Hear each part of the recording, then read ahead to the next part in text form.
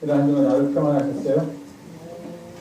평안하시면 됩니까? 나라가 어떻게 어수선하고 도대체 무슨 일이 벌어지는지 하루가 걱정이 되게 돌아가고 있었는데 그래도 평안해야죠. 지난주에는 우리 대한민국 역사상 참 놀라운 일이 벌어졌는데 대통령 탄핵이라는 게 우리나라에 두 번 있었죠. 2004년에 한 번 있었고 요번에 있었는데 사실 대통령을 탄핵한다는 게 쉬운 일이 아닙니다. 아시겠지만 대통령은 국민들의 직접 선거에 의해서 미국은 간접 선거지만 우리는 직접 선거잖아요. 직접 선거에 의해서 대통령을 뽑았기 때문에 헌법 자체에도 대통령을 기소할 수 없게 되어 있지만 대통령이 잘못을 했다고 해서 그 자리에서 내려와라라는 것을 그렇게 하는 게 아마 제가 그냥 두 가지 방법이에요. 하나는 국회에서 요번처럼 하는 거하고 또 하나는 국민투표에서 하는 건데 국민투표는 누가 발의를 해야 되고 또 선거 관리를 해야 되고 준비를 해야 되니까 이건 거의 불가능합니다. 국민들이 대통령을 하야하도록 탄핵하는 것은 거의 불가능하고 절차적으로 국회에서 하는 방법이지 우리는 국회에서 많은 사람들의 생각을 좀 피웠고 찬성이 좀 많이 나와서 그런 일이 발생됐으니까 참 거기에 대해서 생각하는 바가 다 다르겠지만 한 가지 분명한 사실은 참 불행한 일이에요. 불행한 일. 물론 2004년도에 대통령 탄핵도 불행한 일이었는데 그때는 국회에서는 탄핵을 하려고 했는데 국민들이 탄핵을 못하게 했죠. 80% 정도가 탄핵을 반대했습니다. 그때 촛불 집회는 탄핵 반대 촛불 집회. 이번 촛불 집회는 탄핵 찬성 촛불 집회였어요. 그 차이가 있는데 어쨌든 이런 일이 우리가 사는 나라에서 일어난다는 건 사실 불행합니다. 슬픈 일이에요. 뭐 이게 대통령 탄핵이 결정됐으니까 축하하고 춤추면서 기뻐합시다라고 생각하는 분들도 계실지 모르지만 그것도 그쪽이 옳다고 생각하면 그렇게 생각할 수 있지만 제가 이렇게 얘기하면 우리 목사님은 탄핵을 반대했나 보다 모르죠. 제 속을 안 들여다보니까 모르겠죠. 그렇지만 이런 일이 생긴다는 건 참 불행한 일이에요. 미국에서 대통령 탄핵이 한 번 있었습니다. 미국에서는 닉슨이 탄핵됐어요. 근데 닉슨은 왜 탄핵이 되냐 하면은요, 아주 사소한 일이에요. 월남전이 한창이었는데, 월남전에 대해서 국민들이 어떻게 생각하는지 닉슨이 알고 싶었어요. 근데 잘 들어오는 정보가 확실하지 않은 것 같아요. 그래서 닉슨은 공화당이니까 민주당, 미국은 양당인데 공화당하고 민주당이 있는데 민주당에서는 월남전에 대해서 어떻게 생각하는지 어떤 정책을 갖고 있는지가 궁금해서 그것을 알고 싶어서 민주당 사무실에다가 도청장치를 했어요. 그게 궁금해서 그게 알고 싶어서 그랬는데 누가 어떻게 바보 같은 짓을 했는지 모르지만 그 도청장치 하는 게 발각이 됐어요. 민주당 사무실에. 그러니까 민주당이 발칵 뒤집혔죠. 우리 사무실에다가 누가 도청장치를 했을까 해가지고 도청장치를 한 사람까지 다 찾아갔어요. 다 찾아갔는데 그 뒤에 가장 뒤에 배후에 닉슨 대통령이 있었는데 거기까지는 설마 밝혀내지 못할 것이고 우리가 흔히 말하듯이 몸통은 찾지 못하고 꼬리만 자르고 끝날 줄 알았는데 당시 수사관들이 우리 말로 하면 특검에서 이건 이대로 둬서는 안 되겠다 가지고 끝까지 들어가야 된다. 그 미국 사람들 사고예요. 끝까지 들어갔더니 그 가장 배후의 책임자가 대통령이었어요. 그래가지고 탄핵이 됐어요. 닉슨은. 그래서 물러났죠. 자리에서. 그게 워터게이트, 그 유명한 그 건물, 민주당의 도청장치를 한 건물이 있는 거기가 워터게이트라고 했어요. 물 게이트, 물이죠. 그 사건입니다. 우리나라에서는 이제 그게 아니라 여러분이 다 알고 있는 그런 일들로 인해 가지고서 탄핵이라는 절차가 일단 국회에서 진행됐고 그래가지고 국회에서 진행되면서 이제 헌법재판소의 결과만 놔두고 있는데 어떻게 결정될지는 또 언제 결정될지는 우리가 알 수 없는 그런 일이고 근데 어쨌든 우리가 사는 대통령 5년의 임기가 보장되는 나라에서 중간에 이런 일이 일어났다는 것은 참으로 참 가슴 아픈 일이라서 슬픈 일이라 하는 그런 생각으로 말씀 나누겠어요. 목사가 안 됐으면 제가 정치평론가가 됐으면 했는데 지금은 정치평론가도 못되고 그냥 목사로 살아야 될 것 같습니다.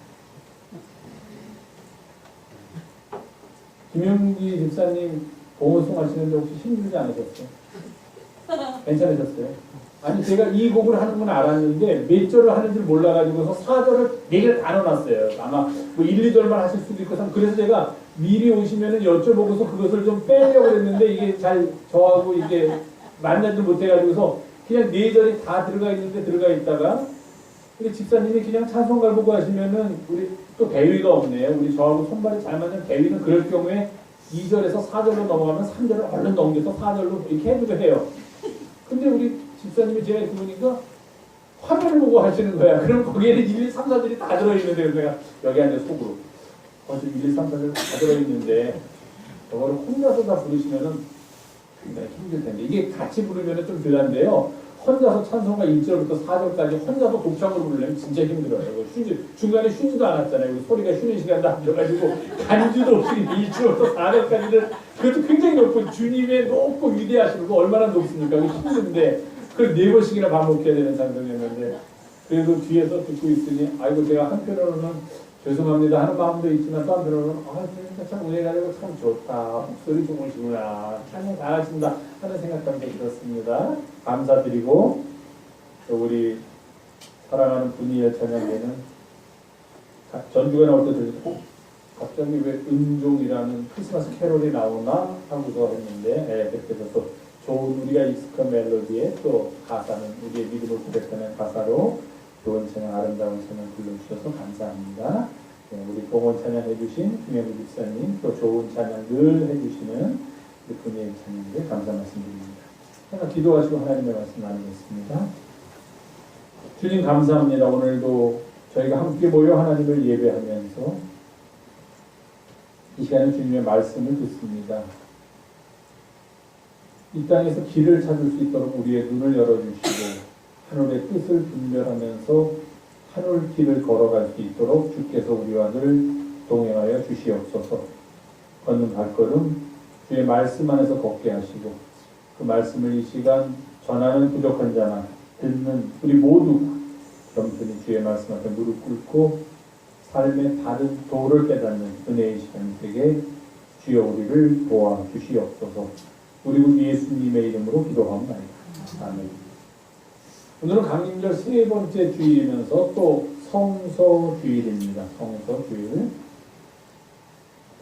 성경 전체의 주제가 무엇일까? 그럼 이제 한 단어로 만약에 요약을 한다면 예수 그리스도입니다. 성경 전체의 주제는 예수 그리스도. 그 구약에 예수 그리스도란 말이 없는데 무슨 예수 그리스도가 성경의 주제입니까? 라고 반문하신 분이 계시겠지만 구약 성서를 꿰뚫고 있는 생각이 그 사상이 바로 하나님께서 이 세상을 사랑하신다는 그런 생각이고 그 생각이 구체적으로 우리 가운데 역사 속에서 나타난 것이 예수 그리스도의 이 땅에 오심입니다. 그런 각도에서 본다면 비록 예수 그리스도라는 단어가 등장하지 않는다고 하더라도 구약과 신약을 통틀어서 우리에게 전하는 메시지, 복음, 가스펠의 핵심은 예수 그리스도다 그렇게 말씀드릴 수 있습니다. 그러면 도대체 성경에서 우리에게 예수 그리스도에 대해서 이야기하고 있는데 어떤 예수 그리스도를 이야기하고 있는가? 그 성경에서 우리들에게 전해주려는 메시지의 중심에는 과연 무엇이 있을까? 우리는 이것을 늘 궁금해해야만 합니다. 마태복음 2장에는 재미있는 이야기가 나옵니다. 동방에서 별을 보던 사람들이 있습니다. 이런 사람들을 페르시아, 지금의 이란인데요. 그 페르시아의 점성술가들이었다라고 보통 추측합니다. 그래서 마귀라고 합니다. 마귀. 마귀가 아니라 M-A-G-I에서 마귀, 박사, 우리가 보통 말하는 어떤 그 점성술이나 그런 분야에서 아주 뛰어난 학식을 가진 사람들. 우리는 동방 박사다 얘기합니다. 마태복음 2장에 그 사람들에 대한 이야기가 나옵니다. 그 사람들이 별을 보고서 유대인의 왕을 만나기 위하여 산 넘고 물 건너서 옵니다. 그러다가 거의 유대 땅에 다 왔는데 그 별이 그만 이유가 모르겠는데 사라지고 맙니다. 별을 놓쳤습니다. 이 사람들이. 거진 다 온 것 같은데 이 근처 어딘가에서 이때는 이들은 유대인의 왕인 줄 알았습니다. 근데 사실 마음속에는 어떤 새로운 세상의 메시아가 탄생했다는 생각도 있었기 때문에 유대인의 왕을 찾아왔으니까 우리가 유대 땅까지 왔는데 마지막 결정적으로 그 왕이 태어난 장소를 그들이 알지 못한 채 그들을 인도하던 별이 없어지고 말았습니다. 이때 그들이 취한 행동은 뭐 그럴 수밖에 없었지 하고서 이해가 가면서도 한편으로는 굳이 그랬어야 했나 하고 고개를 갸우뚱거리게 합니다. 그들은 당연히 누구나 그렇게 생각하듯이 왕이라면 예루살렘에 있을 것이다. 그리고 기존의 헤롯 왕의 아들일 수도 있고 또는 이 헤롯 왕은 그 왕의 탄생을 알고 있을 것이다. 왜냐하면 헤롯 왕 밑에도 성경을 연구하고 또는 그런 메시아 탄생에 대한 이야기들을 모으는 그런 학자들이 아주 많이 있었기 때문입니다. 그래서 이 동방 박사들은 예루살렘으로 들어가서 헤롯이 있는 궁전으로 갔습니다. 당연히 이들의 머릿속에는 왕은 유다의 왕이라면 유다의 중심 도시에서 태어났을 것이다. 유다의 여러 도시 중에서 가장 화려하고 가장 부가 집중되어 있고 권력이 모여 있는 곳에 태어났었을 것이다. 가장 힘이 있는 도시에서 태어나셨을 것이다. 가장 큰 도시에서 태어나셨을 것이다. 왕이니까. 그런 생각을 하는 건 잘못된 생각은 아닙니다. 그래서 그들은 당연히 별을 놓치고 난 후에 헤롯 왕이 있는 헤롯 궁전, 예루살렘에 있는 헤롯 궁전에 가서 물었습니다. 유대인의 왕으로 나신 이에게 우리가 경배하러 왔는데 그 왕이 어디 있습니까? 깜짝 놀랄 일이죠. 헤롯같이 시기심이 많고 자기가 앉은 자리를 늘 불안했던 그런 통치자에게는 아주 놀라운 반역의 소식입니다. 우리는 동방 박사들이 예수님을 찾아가서 경배하고 그 먼 길을 걸어갔고 또 찾아가서 맨손으로 간 게 아니라 황금과 유향과 모략을 들였다고 분명히 동방 박사들을 이렇게 높이는 경향이 있습니다. 그런데요, 이 동방 박사들이 결정적이고 아주 치명적인 실수가 예루살렘 궁전으로 헤롯 왕을 찾아간 것이었습니다. 아시죠, 이유? 나중에 헤롯이 그 아이를 찾거든 나도 가서 경배해야 되니까 나한테 와서 이야기해 주십시오라고 부탁을 했는데 중간에 천사들이 나타나서 그리로 돌아가서 이야기하면 안 된다 해서 동방 박사들이 다른 일로 자신의 고향으로 돌아갔다. 성경이 이렇게 얘기합니다. 동방 박사들은 잘된 일이에요. 자신들의 목숨은 부지했습니다. 그런데 문제가 생겼죠.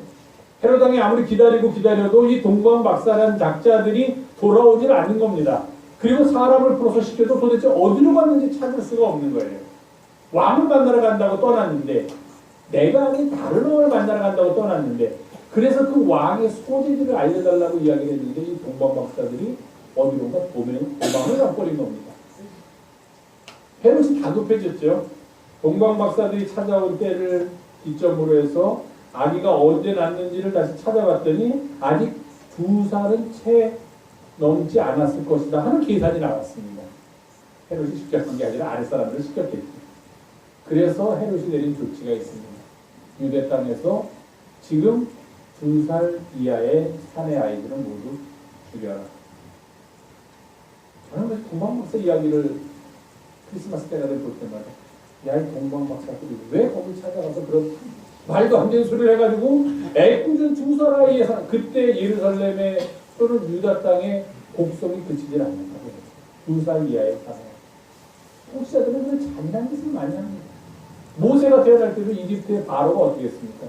강해지니까 아이가 낳기 전에 가가지고서 아이를 죽이라고 상파들한테 이야기하지 않습니까? 그런 일이 발생했던 것입니다. 마태복음 기자가 그것을 라헬에서 슬피 우는 어미들의 곡성소리가 그치지 않았다 그렇게 구약을 인용해서 이야기합니다. 예수님의 탄생 초기부터 이 땅은 그런 피비린내 나는 사륙이 벌어졌다는 생각을 하니까 어떤 사람은 또 이래서 교회 안 다니고 다른 사람도 있어요. 좀 게임 지식인들 중에는 뭐 이 땅이 평화로 살아오고 오신 예수님이 오자마자 그 어린 때부터 그 많은 애꿎은 어린아이들을 죽게 만드느냐 뭐 이렇게 좀 어거지 같은 논리를 피면서 이야기하는 사람도 있습니다. 그것은 예수님이 태어났기 때문에 그 아이들이 죽은 게 아니죠. 헤롯이라는 당시에 잘못된 못된 통치자가 있었기 때문에 아이들이 죽은 거예요. 근데 왜 그것은 예수님 탓을 합니까? 헤롯이 자기의 왕의 위치를 지키기 위해서 자기의 교만과 자기의 욕심 때문에 아이들을 죽인 거다 하는 거예요. 어쨌든 아이들이 죽었다는 사실은 엄청 큰 슬픔입니다. 그런 일이 일어났습니다.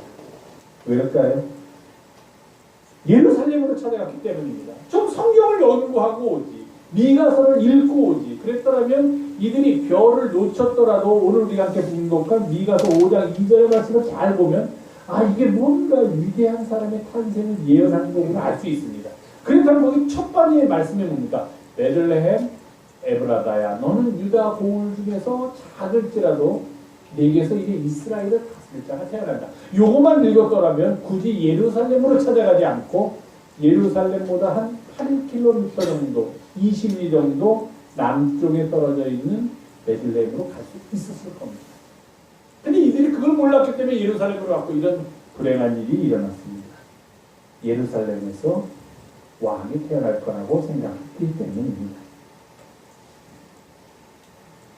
미가서 기자가 이 미가서 5장 2절의 말씀이 구약에 나오는 예수님이 어디서 태어나셨는지 예언한 그런 구절이다라고 모통들 이야기합니다. 베들레헴 에브라다야, 너는 유다 고을 중에 작을지라도 내게서 이스라엘을 다스릴 자가 태어난다. 그 사람의 근본은 아주 상고 태초부터 있었고 영원까지 있는 그런 분이다. 그런 이걸 누가 봐도 이게 메시아 탄생에 대한 예언이 아니면 무엇이겠습니까? 예루살렘의 남쪽으로 약 8km 떨어진 조그마한 고을 베들레헴입니다. 베들레헴. 자, 제가 한 4-5번 말씀드렸으니까 복습하겠습니다. 베들레헴의 뜻이 뭐지요? 빵집, 떡집. 우리말로 좋아하는 권사님 한국말로 빵집 또는 떡집입니다. B-E-T-H라고 영어인데 이게 뭐예요? 베들레헴이 떡집이고 빵집이라면 앞에 있는 베트가 뭐예요? 라고 생각하기가 쉽습니다. 그러나 집입니다. 왜냐? 야곱 기억나시죠? 야곱이 하나님을 만난 곳을 뭐라고 이름을 붙였습니까? 베델을 했죠. 베엘입니다. 그 베가 집이고 엘이 하나님이라는 뜻이에요. 그러니까 그게 하나님의 집입니다. 분이엘은 아시죠? 우리 분이엘 때문에 무슨 뜻입니까? 아니요. 너무 잘하시네. 분이는 얼굴이에요. 그 다음에 베엘에 나오는 그 엘이 붙어 있지 않습니까? 엘이 뒤에 붙어 있으면 하나님이라는 뜻이에요. 분이엘. 하나님의 얼굴. 베엘. 하나님의 집. 베레헴. 레헴의 집. 레헴이 뭐냐면 빵입니다. 빵. 그래서 베들레헴이 빵집이에요. 작은 고을이에요. 여기에서 누가 태어났습니까? 작은 고을인데도 불구하고 누구의 고향인지 아세요? 예수님 말고 다윗. 이스라엘이 가장 위대하게 생각하는 왕 다윗의 고향이 베들레헴입니다. 그리고 사무엘이 이 사울이 왕이 있음에도 불구하고 몰래 사울이 폭군이라고 생각을 해서 몰래 찾아가서 다윗에게 기름을 붓고 너가 이제 왕이 될 것이다라고 이야기해 주는 곳이 바로 베들레헴입니다. 그러니까 어떤 사람들은요, 이건 그냥 곁다리를 말씀드리는데 성경학자들이 이런 거예요. 예수님의 고향이 어딜까? 우리는 보통 성경 퀴즈에도 많이 나옵니다. 예수님이 저도 가끔 써먹는데 태어나신 곳은 어디? 베들레헴. 애굽으로 도망갔다가 다시 돌아와서 자라신 곳은 어디? 나사렛. 그래서 우리가 예수님을 어디에 예수라고 해요? 나사렛 예수. 왜 그렇습니까? 왜 나사렛 예수라고 해요? 자라고 있는 고향이니까.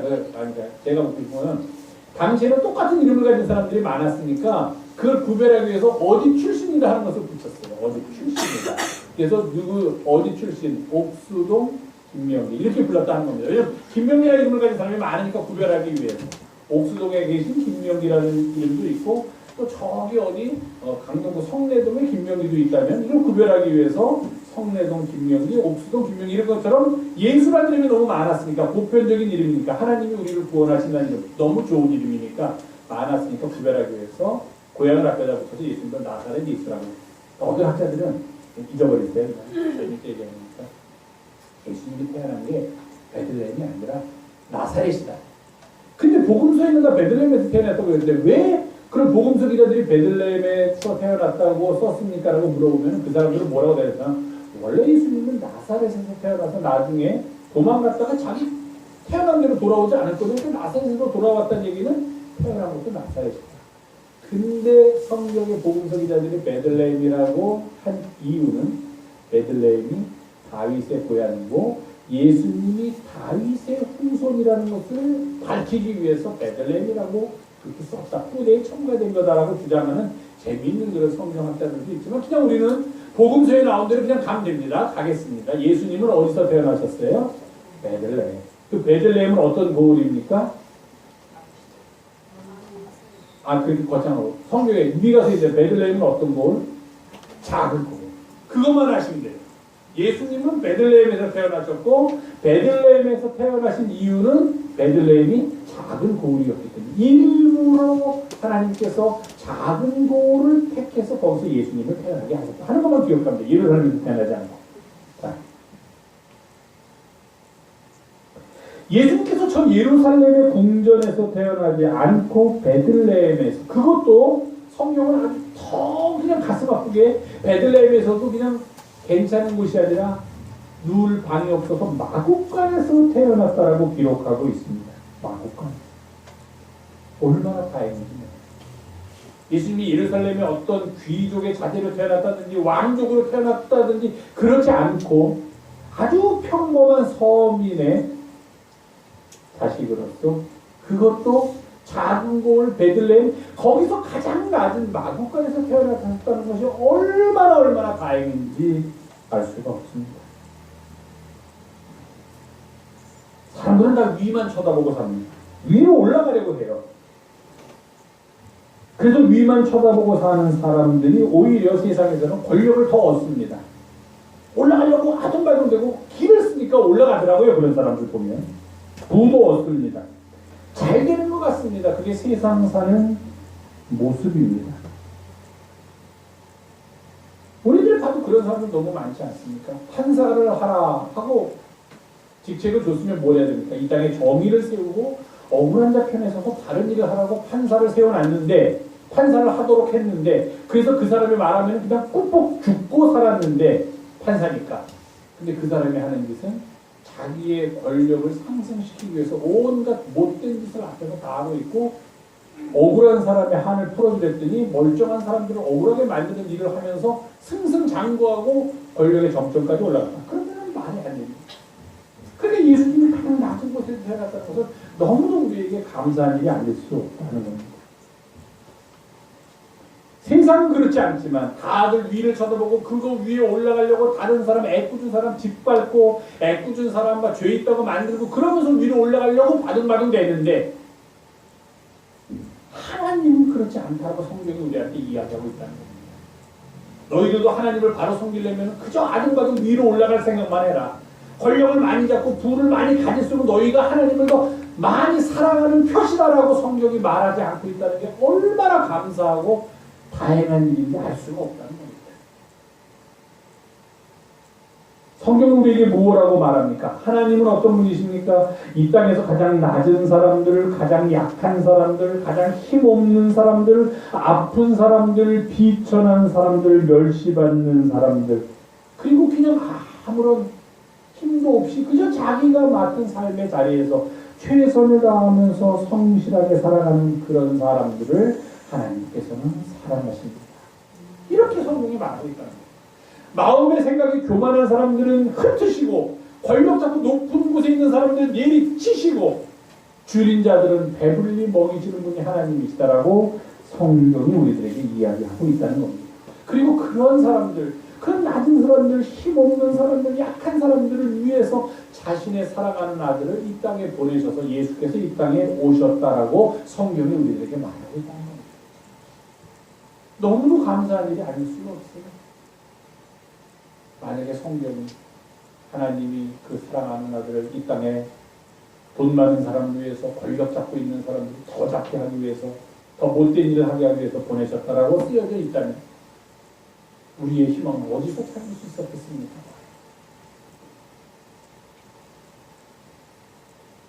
당당하게 말합니다. 예수께서 이 땅에 땅에 오신 것은 가장 낮은 자를 위해서 오신 것이다. 예수께서 오신 것은 가장 약한 자를 위해서 오신 것이다. 힘없는 자를 위해서 오신 것이다.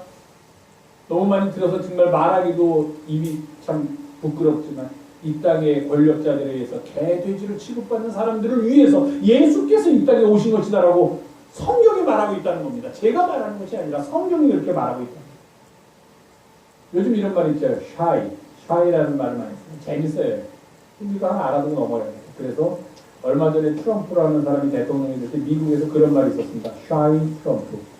자기는 트럼프를 지지하지만 트럼프를 지지한다고 말하는 게 자기도 부끄러운 거예요. 지지하지만. 그러니까 얘기 안 하는 거예요. 그런 사람들이 샤이 트럼프입니다. 근데 그런 사람들이 선거 때는 트럼프를 딱 찍어가지고 트럼프가 됐다. 이렇게 보는 거예요. 사회학자들이. 우리나라에도 그런 사람들이 있어요. 샤이 박근혜. 그래가지고 지금은 하도 촛불 들고 그냥 그 종북 좌파들이 난리를 치니까 박근혜 탄핵을 반대한다라고 이야기하는 사람들은 다 숨어 있었다는 겁니다. 그러나 마지막 결정적인 순간에는 이들이 나서서 탄핵 그런 것은 이루어지지 않을 것이라고 했는데 샤이 박근혜가 안 나왔어요. 그걸 말로 탄핵이 됐어요. 하나님은 샤이 약한 자 아닙니다. 하나님이 약한 자를 사랑하지만 약한 자 편에 있지만 다른 사람 눈치를 보면서 나는 약한 자 편이라고 이야기 못하시는 그런 분이 아니라 샤이 약한 자가 아니라 하나님은 브레이브 약한 자입니다. 아주 당당하게 나와서 나는 약한 자 편이야. 나는 힘없는 사람 편이야. 나는 가난한 사람들 편이야 라고 말씀하시는 분이 하나님이십니다. 그래서 오늘 함께 봉독할 이사야서 42장에는 이렇게 말합니다. 하나님의 영을 받은 사람, 하나님의 종이 있습니다. 하나님이 그에게는 하나님의 영을 주었다라고 말씀하시는데 그 종이 이 땅에 와서 할 일을 아주 잘 설명하고 있는데 이렇게 설명합니다. 상한 갈대를 꺾지 않고 꺼져가는 등불도 끄지 않는 하나님의 종. 하나님의 영을 받은 사람이 할 일이 무엇이냐? 상징적으로 비유적으로 표현했는데 상한 갈대도 꺾지 않고 꺼져가는 신비도 끄지 않는다. 아까 이 말씀 드리면서 가끔 이렇게 찔리면 이렇게 아름다운 꽃 장식해 주시면 이제 저쪽에 가서 물 줄 때 보면은 어떤 거는 파랗게 아주 예쁘게 잘 보고 환하게 웃는데 어떤 놈은 제가 싫은데 이렇게 시들시들해서 또 그걸 떨구고 기분 나쁘게 있어요. 상한 잎사귀 제가 어떻게 하겠습니까? 꺾었습니다. 하나님의 영을 받은 사람은 상한 갈대도 꺾지 아니하야 되는데 저는 아니 이게 너가 여기 있으니까 전체적으로 화분이 좀 못생겨 드는 것 같아. 너는 좀 없어져야겠다 그래가지고 시들어버린 잎사귀들을 다 꺾고 다 빼가지고 버렸어요. 이 구절을 읽을 때마다 야 나는 뭐 이런 연민이 없었을까 하는 반성을 하는데 하나님의 좀 상한 갈대. 세상에서는 상한 갈대. 아무것도 아닌 사람들이 무시합니다. 없는 것처럼 생각해요. 꺼져가는 등불 그거 꺼지든지 말든지 나는 상관하지 않는다는 게 세상 사람들이에요. 하나님은 좀 그렇지 않아요. 가장 약한 갈대도 약하죠. 바라보면 그리고 그 사람이 꺾으면 이제 꺾여지는데 그 약한 갈대 중에서도 상한 갈대 누가 하나 쳐다보겠습니까? 누가 하나 관심 갖겠습니까? 아무도 관심 갖지 않고 쳐다보지 않는 그 상한 갈대 하나도 아끼시는 분이 하나님이세요. 우리가 세상 살면서 아무도 관심 갖지 않을 것 같이 사는 사람들조차도 사랑하시고 그들을 안아주시고 그들을 위해서 아들을 보내신 분이 하나님이시고 그들을 위해서 오신 분이 예수 그리스도다 하는 겁니다. 성경이 말해요. 제가 이야기하는 게 아니에요.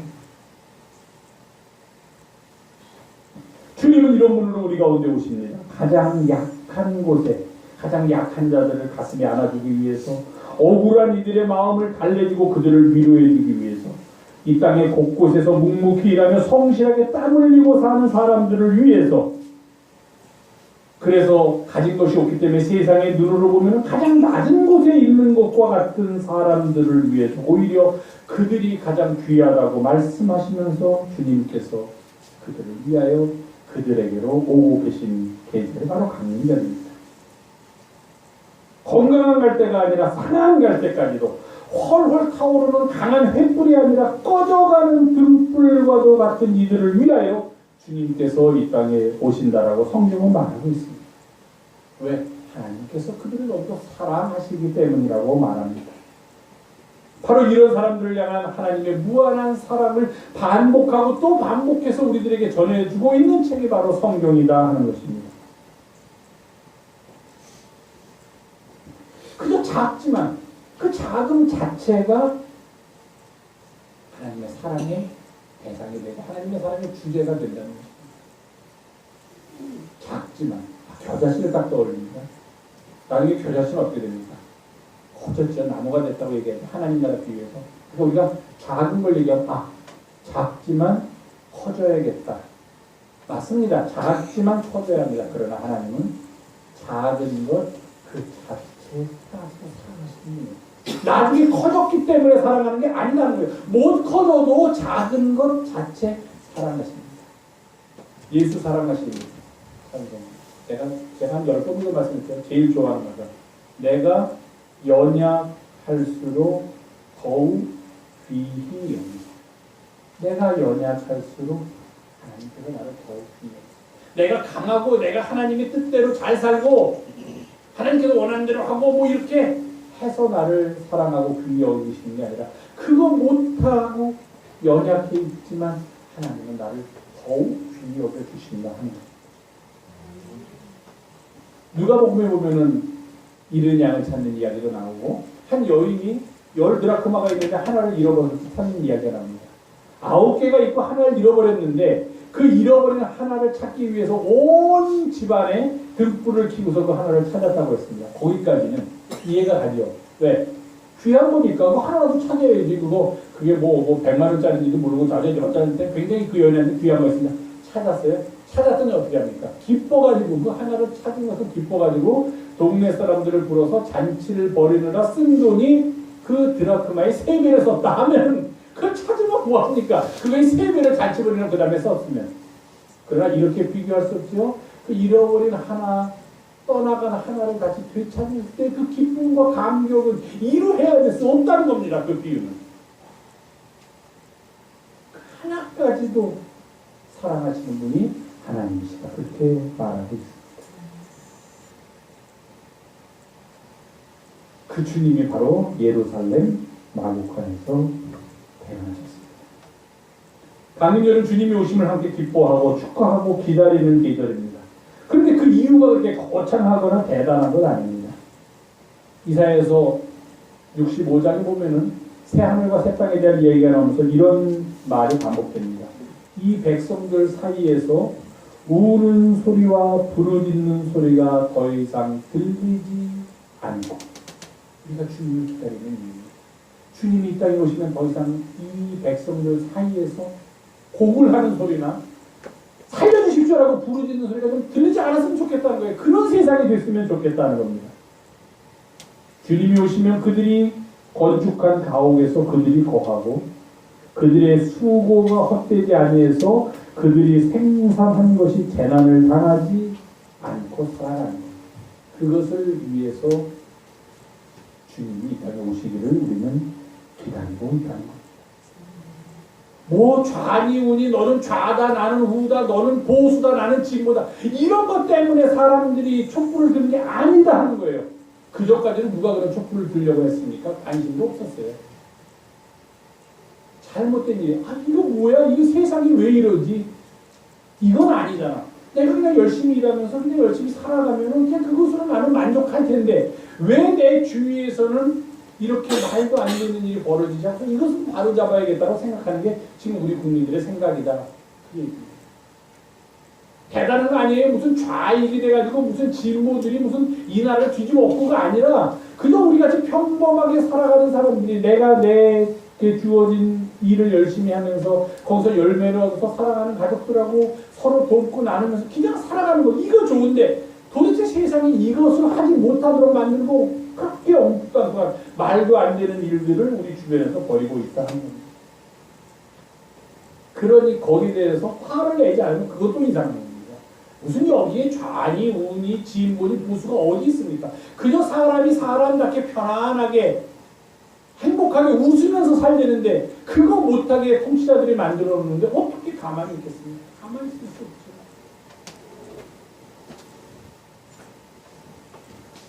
우리가 살고 있는 현대사에서 우리가 벗어나지 못할 우리의 질곡이 바로 세월호 문제예요. 2년 많이 넘었는데 무슨 세월호 아닙니다.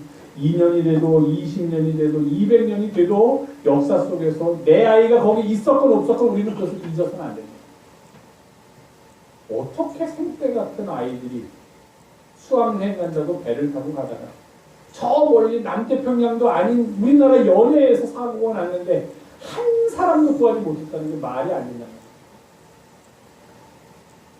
더 중요한 것은 그 구해야 될 가장 중요한 7시간에 구하라고 명령을 내려야 될 사람이 행방불명됐다는 거예요. 비서실장도 몰라. 아무도 몰라. 나오는 얘기가 머리를 하느라고 20분 찾았다. 뭐 어이없는 일이야.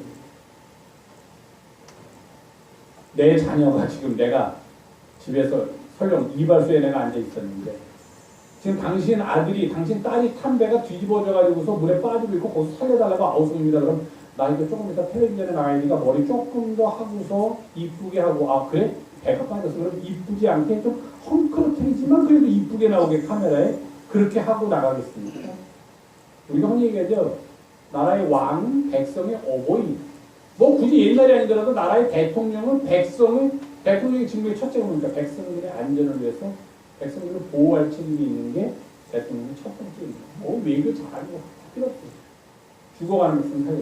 그거를 해명을 안 하니까 백성들이 얼마나 불쌍하겠습니까? 이 사회가 그런 거예요. 거기다가 무슨 좌니 우니를 붙일 이유가 없어요. 무슨 좌니 우니가 거기 왜 붙습니까? 그냥 나는 좌가 뭔지도 모르고 진보가 뭔지도 모르고 그냥 장사하면서 살았는데 내 아들이 물에 빠져 죽어가는데도 나라에서 아무도 구해주지 않았더라. 이런 나라 어떻게 믿고 사냐는 사람 보고 좌익이구나 너는. 넌 나쁜 놈이구나. 이렇게 말한다는 게 그게 어이없는 일 아니냐 하는 겁니다. 그 사람들이 언제 자식 팔아서 돈 받아 먹으라는 생각 이만큼. 그런 생각은 누가 합니까? 도대체 자식이 있는 거야.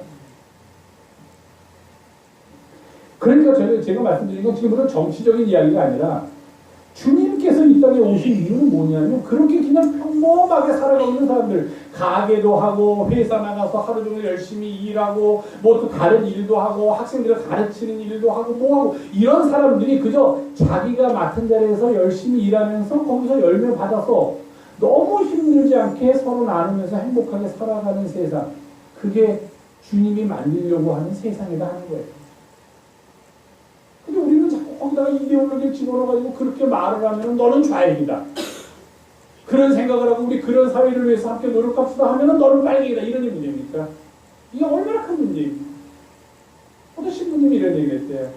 가난한 옆 사람이 있어가지고 그 사람한테 10만 원을 내주면 계속 특별하면서 신부의 얼굴이 나고 와 역시 신부님은 다르다.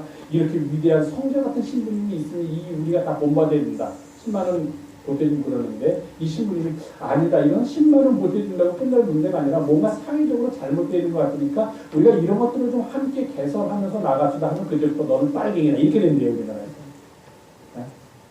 그러니까 이거는 그런 문제가 아니라는 거예요. 이데올로기 문제가 아니라는 거예요. 주님의 오시는 이유는 뭡니까? 이사야서 65장에 있는 말씀대로 더 이상 우는 소리, 울부짖는 소리 없게 하기 위해서, 억울한 사람 없게 하기 위해서, 그리고 자기가 열심히 일하면 열심히 일하는 것을 열매를 얻고 그 열매를 남한테 뺏기지 않고 억울한 일 당하지 않고 그 열매로 내가 사랑하는 이들과 더불어 함께 행복하게 살면서 같이 나누는 그게 주님이 오신 이유다. 그래서 주님은 가장 낮은 자들을 위해서 오셨고 그래서 주님은 베들레헴 말구유권에서 탄생하시게 되었다는 겁니다. 통치자가 누구인지 관심도 안 갖는 그런 세상이 가장 좋은 세상이라고 말합니다.